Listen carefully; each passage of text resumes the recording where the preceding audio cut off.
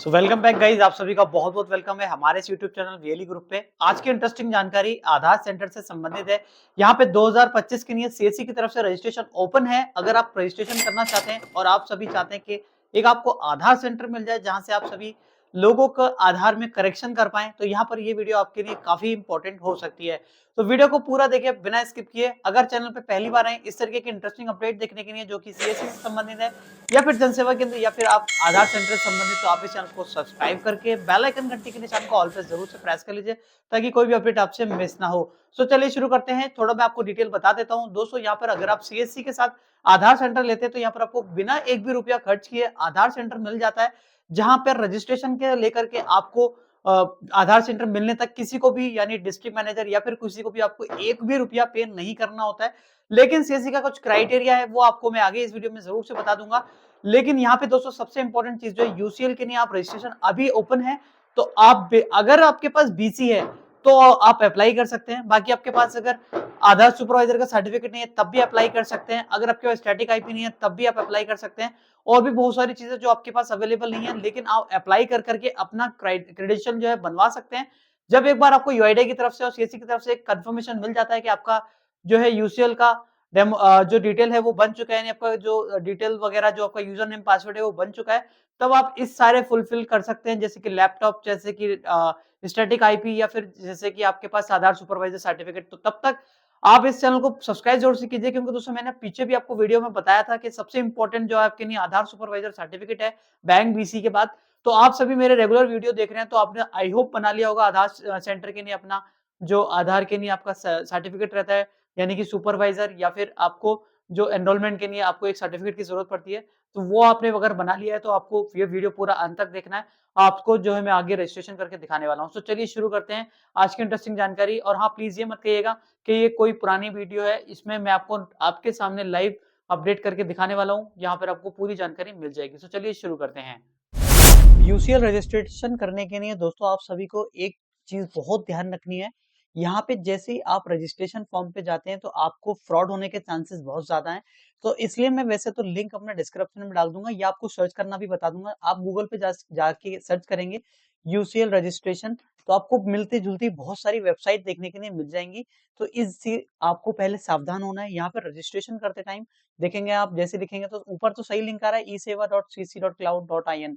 बाकी इसके बाद जो है दोस्तों नीचे जितने भी लिंक आपको दिख रहे हैं, देखिए यूसीएल अपडेट क्लाइंट की भी फर्जी है, क्योंकि यहाँ पे जितने भी लिंक आपसे पैसे मांगेंगे वो कोई भी लिंक सही नहीं है। ठीक है, तो ये चीज आपको ध्यान में रखनी है कि जो भी आपको अगर पेमेंट मांग रहा है, जिससे आप रजिस्ट्रेशन कर रहे हैं, वहां पे आपसे पैसे की डिमांड हो रही है ऑनलाइन या फिर कॉल करके, तो वो कोई भी आपको रजिस्ट्रेशन नहीं लेना, वो फर्जी है एक तरीके से, उसमें आपको फंस सकते हैं, वो आपको नहीं लेना है। ठीक है, तो यहाँ पर आप देखेंगे तो UCL demographic update through UCL client, UCL का ये पेज आपको ओपन होकर के आ जाएगा।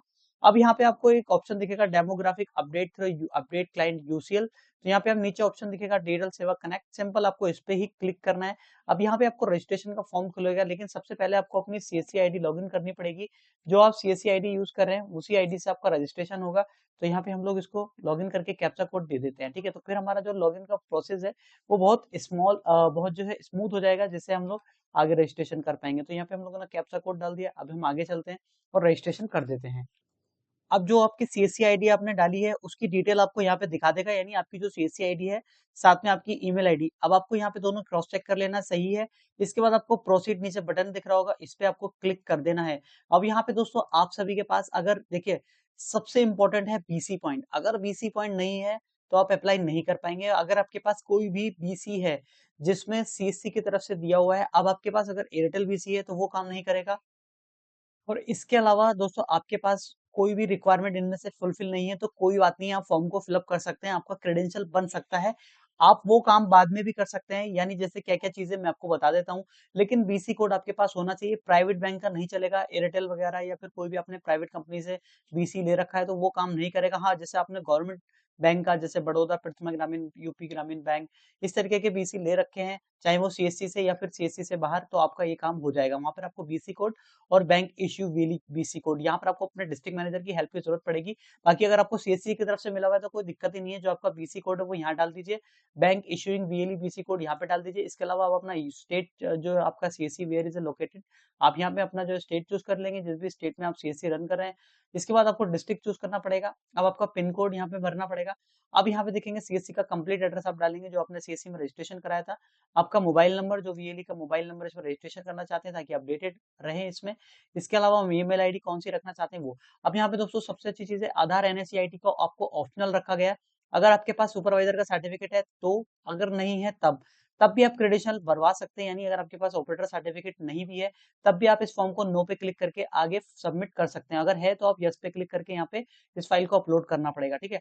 तो सबसे मेन चीज है, पहले आपका क्रेडेंशियल बन जाए, आपको जो है सबसे अच्छी चीज वो रहेगी। अगर पुलिस वेरिफिकेशन है तब भी, अदरवाइज नो पे क्लिक करके आप यहाँ पे भर सकते हैं।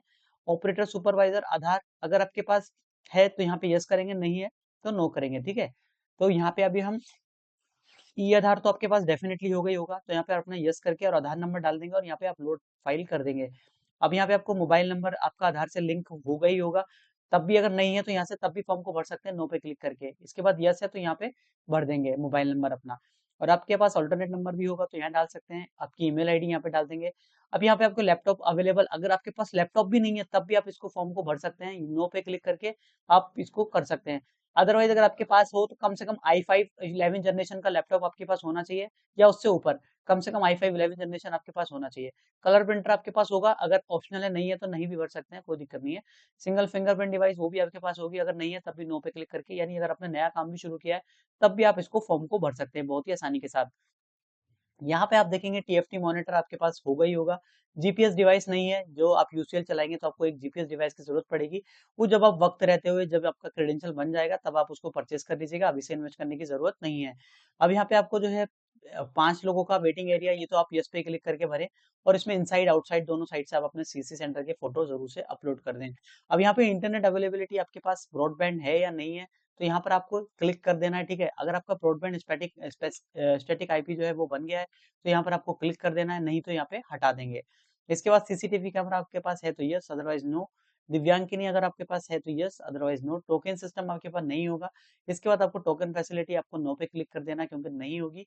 इसके अलावा कैप्चा कोड डालेंगे और यहाँ पे सबमिट पे कनेक्ट करेंगे और आपका फॉर्म जो है वो चला जाएगा सीएससी ऑफिशियल्स के पास। उसके बाद आपको जो क्रेडेंशियल कर बन करके आ जाएगा और आपको मेल के द्वारा सूचना दी जाएगी सीसी की यूसीएल की तरफ से कि आपका जो है क्रेडेंशियल बन गया है।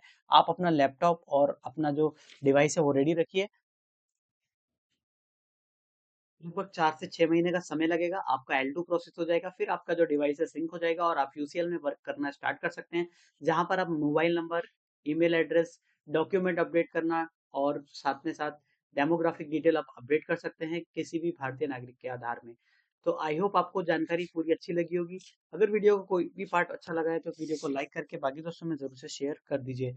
मिलते हैं किसी नेक्स्ट इन्फॉर्मेटिव अपडेट में, तब तक के लिए जय हिंद, take care, thank you so much watching and keep watching Daily grow.